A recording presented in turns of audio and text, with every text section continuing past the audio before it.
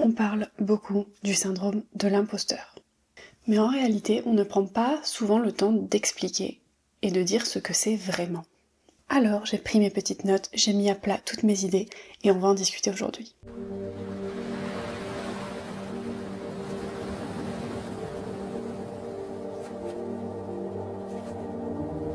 Le syndrome de l'imposteur, ce n'est pas juste manquer de confiance en soi. C'est le fait de ne pas réussir à intégrer tes propres capacités.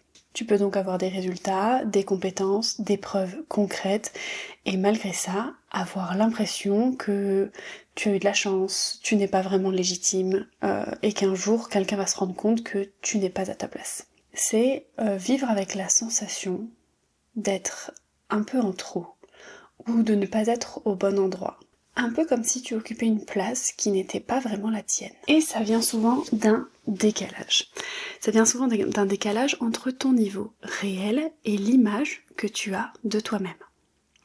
Ton cerveau reste accroché à une ancienne version de toi, même si dans la réalité tu as déjà évolué, tu as déjà mis en place des choses et tu as déjà changé. Tu es devenu quelqu'un, mais tu te perçois toujours comme avant. C'est comme si tu te regardais dans un miroir et que tu étais toujours la petite fille que tu as vue, que tu regardais dans le miroir quand tu avais 10 ans. Mais non, tu as changé, tu as évolué, tu as grandi, tu as mûri, tu as vécu des choses. Tu n'es plus la même personne. Mais ça, c'est le syndrome de l'imposteur que j'appellerais classique. En soi, je trouve que c'est un bon syndrome, dans le sens où, si tu as ce syndrome-là, c'est que tu es arrivé quelque part où tu ne pensais pas arriver, et que tu as du mal à réaliser le chemin que tu as parcouru pour y arriver. Et c'est pour ça que tu te sens pas à ta place et que tu as ce syndrome de l'imposteur. C'est parce que tu as fait des choses que tu ne t'attendais pas à faire, ou tu es dans un endroit où on ne t'attendait pas. Tu as surpris un peu tout le monde et je trouve que c'est positif parce que justement, quand tu te retournes, tu vois le chemin que tu as parcouru et tu te dis mince, en fait, est-ce que je mérite d'être ici ? Donc pour moi, c'est un syndrome qui, au final, est positif. Et pour ma part, je me suis rendu compte que mon problème n'était pas exactement celui-là. Parce qu'au fond, je savais que j'étais capable. Le problème, c'est que je n'osais pas devenir la future version de moi. Je vous en ai parlé il y a quelques temps en podcast, si je ne dis pas de bêtises, mais depuis j'ai eu le temps d'y réfléchir encore plus et de trouver certaines clés pour que je puisse bien travailler dessus. Parce que moi, je souffre, entre guillemets, de ce qu'on pourrait appeler le syndrome de l'imposteur inversé. C'est-à-dire que c'est quelque chose de plus discret et je trouve de beaucoup plus bloquant dans le sens où c'est quand tu sais que tu pourrais, mais que tu t'autorises pas à y aller, que tu t'autorises pas à faire les choses et que tu estimes que tu n'es pas à la hauteur avant de faire les choses. Alors que le syndrome de l'imposteur classique, c'est que tu estimes que tu n'es pas à la hauteur alors que tu as déjà un parcours qui t'a amené là où tu es. Vous voyez ce que je veux dire ? Et du coup, tu n'arrives pas à changer. Tu n'arrives pas à te voir dans cette future position que tu aimerais avoir. Et moi, j'ai ça, je pense. Alors, je sais pas trop comment on pourrait l'appeler. Peut-être la peur de réussir, ou l'auto-sabotage de réussite, ou peut-être même le plafond de verre qu'on s'impose à soi-même, la résistance identitaire. Je ne sais pas trop comment on pourrait l'appeler, j'ai noté plusieurs noms un petit peu comme ci comme ça, mais dites-moi ce que vous en pensez, si vous comprenez déjà ce que je veux dire, et ce que vous en pensez tout simplement. J'ai mes cheveux qui font n'importe quoi, je vais les détacher parce que on sera peut-être mieux comme ça. Du coup, tu n'es pas à la hauteur de ce que tu veux devenir, parce que ça te demanderait de changer, ça te demanderait de changer de posture, de changer de place, de changer d'attitude, de changer d'identité, en fait.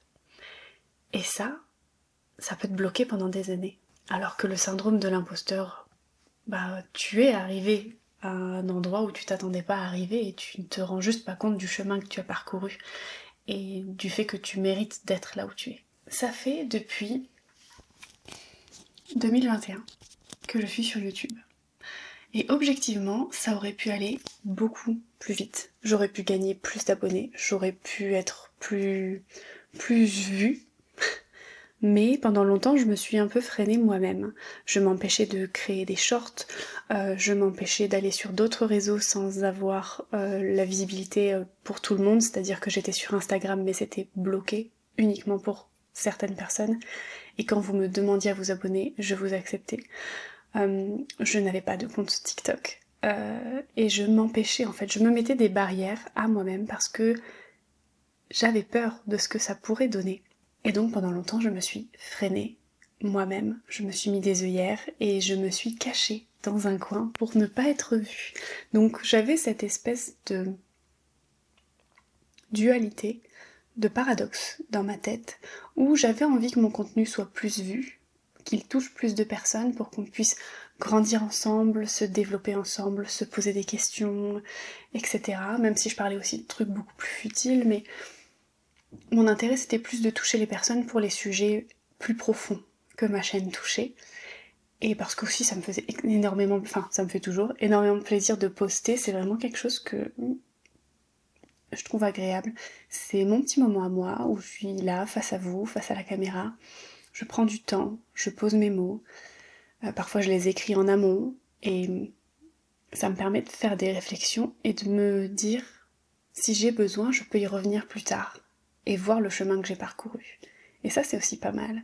Mais surtout je peux le partager avec d'autres gens et peut-être que ça vous servira parce que sur YouTube, je trouve que ça manque un petit peu de contenu vraiment profond, mais pas profond dans le sens hyper éducatif, hyper chiadé, mais dans le sens de personnes vraies qui vous montrent leur parcours, qui vous montrent les erreurs qu'ils ont faites, qui vous montrent ce qu'ils pensaient, et puis qui peut-être 2 semaines après vont dire ah bah finalement j'ai changé d'avis. Un parcours de développement personnel et de spiritualité qui a des hauts, qui a des bas, et dans lequel vous vous retrouvez en fait.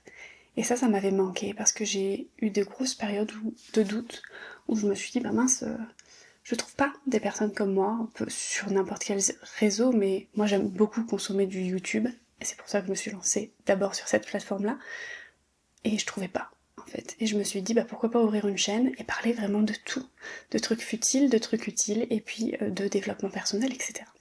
Bref, je m'égare. Donc je me suis freinée moi-même, pas parce que je n'étais pas capable, mais parce que inconsciemment, je ne m'autorisais pas à prendre la place que je voulais prendre. Et en creusant, j'ai compris que ça venait un petit peu d'un manque de confiance, mais pas que. C'était un conflit interne entre la personne que j'étais et celle que je voulais devenir. Parce que devenir cette nouvelle version de toi, ça demande de sortir de ce que tu connais, de tes schémas, de tes habitudes, de tes croyances. Et ça, le cerveau n'aime pas. Le cerveau n'aime pas la nouveauté, il n'aime pas le changement. Et le changement, ça fait peur, le changement, c'est dangereux.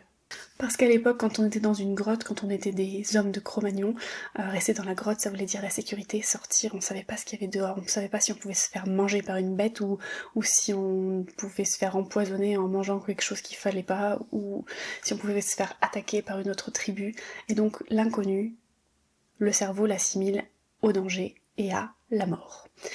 Voilà. Donc sortir de ton environnement, sortir de tes repères et de ton identité, le cerveau il aime pas du tout. Donc pour le cerveau, il vaut mieux rester dans sa grotte.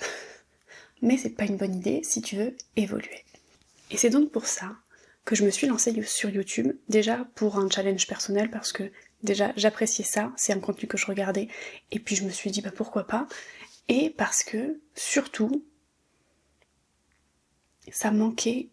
J'avais besoin de retrouver du contenu que j'aurais aimé trouver à des moments où je me posais des questions. Et c'est pour ça qu'on y va ensemble aujourd'hui et qu'on évolue ensemble. Et vous m'apportez autant que je vous apporte. Parce que d'ailleurs merci à tous ceux qui participent même dans l'ombre en m'envoyant vos petits commentaires, vos petits DM. Ça me fait toujours très plaisir. Et puis ça permet d'avoir des discussions très profondes et c'est ce qui me fait vraiment... Franchement, vous êtes top. Vous êtes top, donc merci à vous. Et donc pour poursuivre, cette peur, elle peut prendre des formes très simples.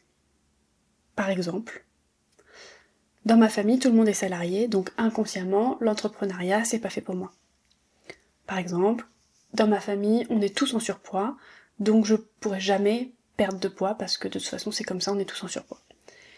Dans ma famille, toutes les femmes se sont faites tromper et ont fini célibataires, donc c'est un schéma dans lequel je vais tomber, ou alors il faudra que je ferme les yeux sur les tromperies de mon conjoint. Par exemple.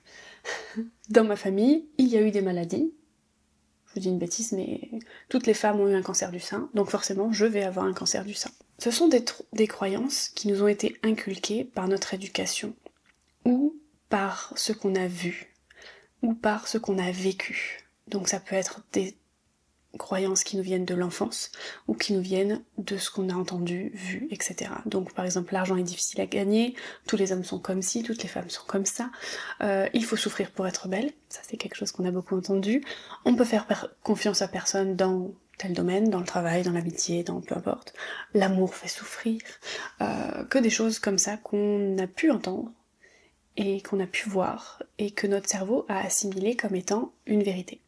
Et en fait, ces notions, on les remet même pas en question, parce que ça fait partie de notre normalité. Mais il faut se rendre compte que ce ne sont pas des vérités, ce sont des programmations. Pour moi, ça s'est manifesté concrètement. Je voulais développer mes réseaux, mais comme je vous l'ai dit, je restais cachée. Je ne voulais pas que certaines personnes me voient, je gardais ça pour moi, je voulais réussir, mais sans vraiment prendre de place, je voulais évoluer, mais sans changer mon identité, en restant la femme que tout le monde connaissait, et la femme qui était comme ci, comme ça, et qui faisait pas YouTube parce que personne n'était au courant.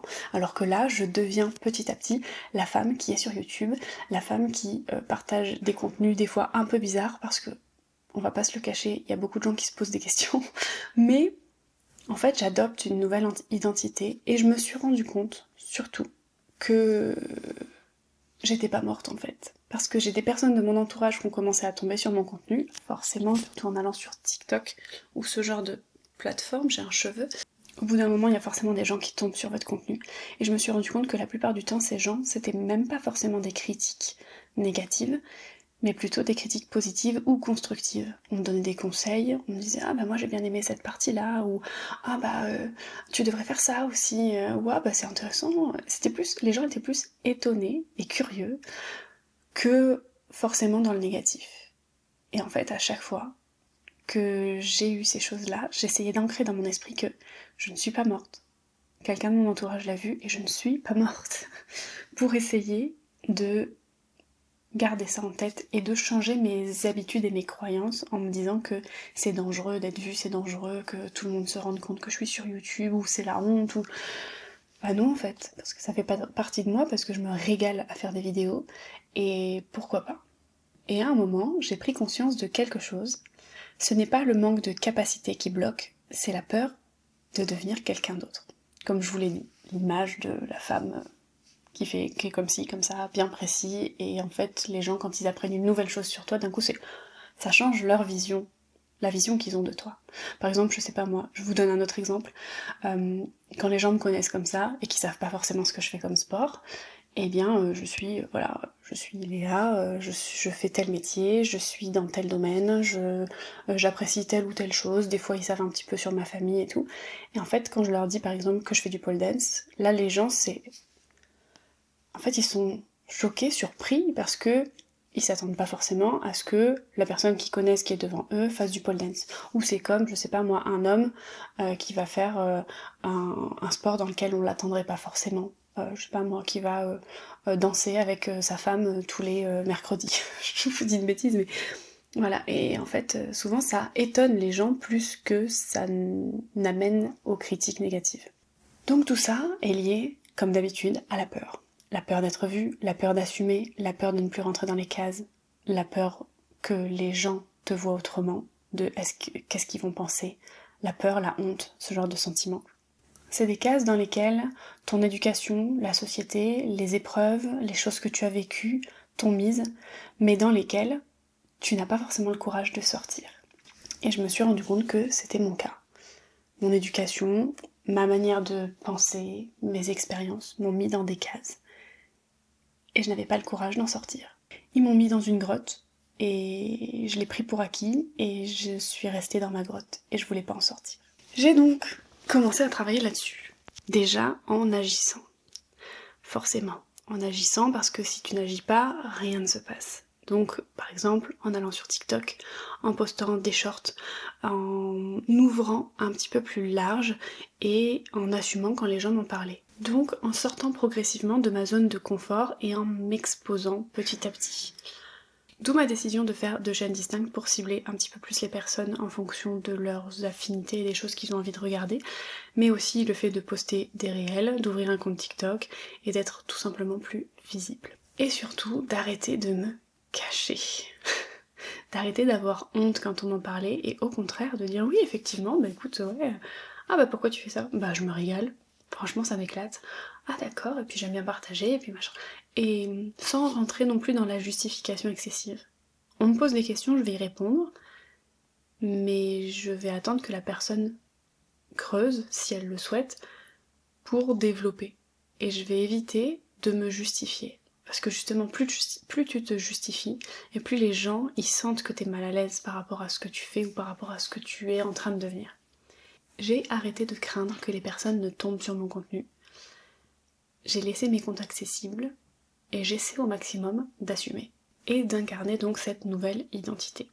J'ai aussi beaucoup travaillé avec des outils comme le FT Tapping, pour ceux qui ne connaissent pas. C'est une technique où tu vas dire des affirmations tout en tapant sur différents points de ton corps pour aider ton corps à se détendre et à assimiler plus facilement certaines choses et à travailler sur des peurs ou des croyances. Je vous invite à aller chercher sur internet si jamais ça vous intéresse. Du coup, j'y suis vraiment allée étape par étape. Et vous savez quoi? Je vais vous raconter la première personne qui est tombée sur mon contenu.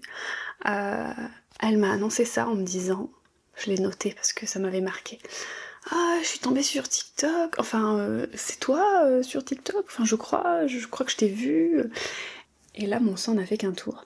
Bien sûr, j'ai répondu que oui, en effet, c'était bien moi, et que ça faisait un moment que j'y réfléchissais, j'ai dû bégayer sûrement, à peu près, que j'avais une chaîne YouTube, et que ça faisait un petit moment... Enfin bref, j'essayais de me rattraper aux branches, quoi. J'étais pas très à l'aise, mais ça m'a mis une claque. Alors que je m'y attendais, forcément je savais qu'en postant sur TikTok j'allais être vue, surtout par des personnes de mon entourage qui ont mon numéro de téléphone, parce que TikTok fait des liens. Donc voilà, et en une fraction de seconde, toutes mes peurs sont revenues et m'ont traversé le cerveau. Je me suis demandé si je devais faire mon compte TikTok, si je devais repasser en privé sur Instagram, si je devais arrêter de faire des réels, si je devais arrêter ma chaîne YouTube et tout fermer et qu'on m'oublie et repartir dans ma grotte. Et en fait, toutes ces questions se sont posées vraiment en une fraction de seconde, juste après que la personne m'ait sorti cette phrase.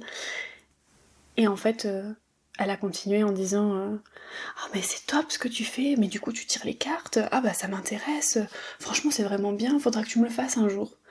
Et je suis restée con. J'ai dit bah mince, en fait, c'est pas négatif, ça suscite de la curiosité et même de l'intérêt. Et donc là, ça m'a fait une deuxième claque, parce que je me suis rendu compte qu'on ne m'avait pas jugée. Ou du moins si, mais en positif.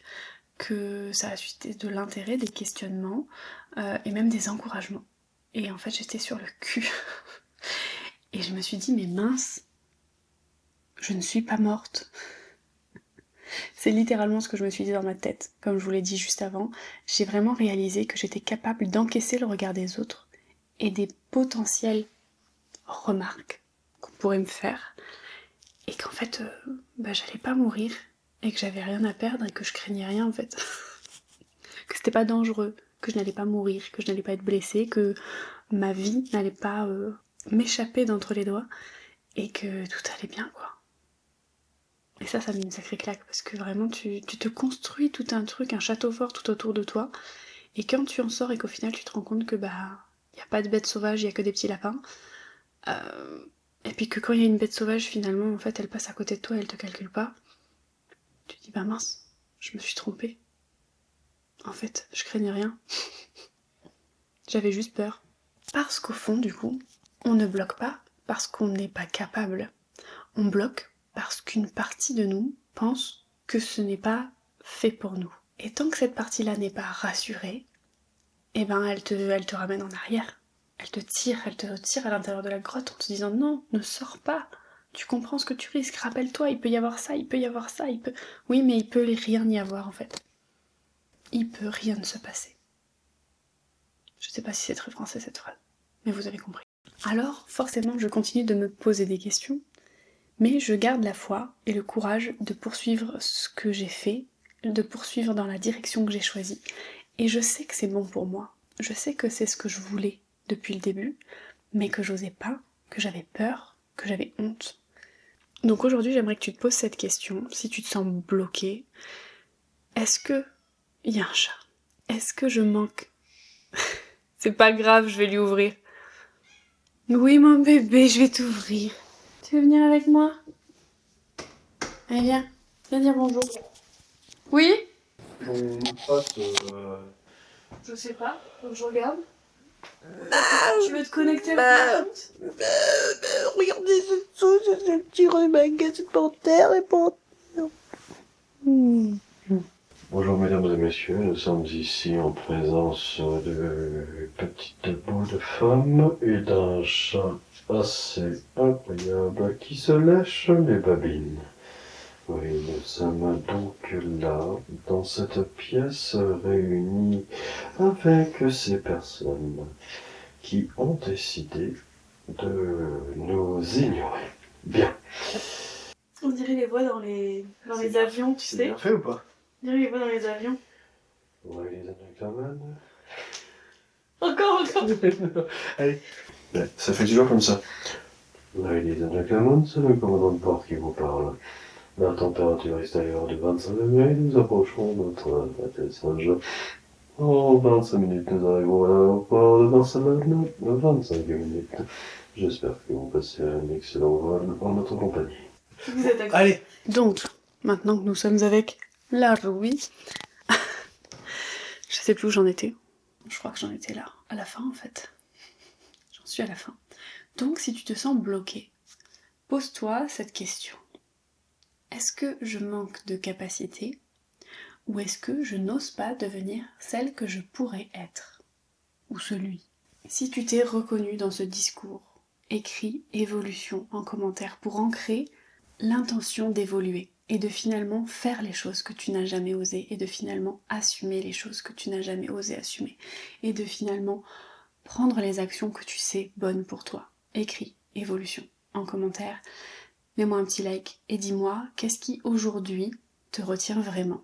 Est-ce que c'est le regard des gens? Est-ce que c'est la honte? Est-ce que c'est la peur d'une certaine chose? Est-ce que c'est autre chose? Dis-moi ça en commentaire et peut-être qu'on trouvera des solutions ensemble. Qui sait? J'essaierai en tout cas au maximum de te donner peut-être des astuces ou des petites pistes de réflexion pour te donner un coup de main. Et on s'arrête ici. Si cette vidéo a résonné avec toi, tu peux laisser un like ou t'abonner pour la suite, pour ne rien louper. On se retrouve très vite sur les autres réseaux, soit sur la deuxième chaîne YouTube, sur TikTok, sur Instagram ou encore sur le podcast. Et puis, je vous laisse. Alors, Ruby et moi, nous vous souhaitons une bonne journée. Et puis, j'espère que ce voyage sur Air Léa Ruby vous aura plu. Avec notre commandant de bord, monsieur. Monsieur. Voilà, Ruby vient vous saluer. Merci d'avoir voyagé en notre compagnie et nous vous souhaitons une agréable journée. Au revoir. Et elle vous dit au revoir. Regardez-moi cette beauté. Oh mon bébé. Oh mon bébé, j'aime. Oh Dieu. Oh mon Dieu. Tu veux pas. Oh, fais pas ta mijaurée, hein. C'est toi qui miaulais pour être avec moi. Non mais oh. Dis au revoir. Dis au revoir.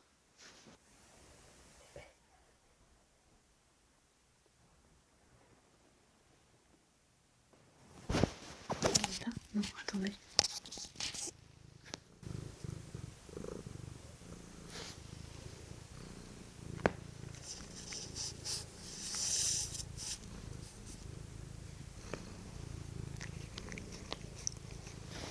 Elle me lèche. Allez, je vous lèche. Ah non, je vous laisse, pardon. Rien ne va plus.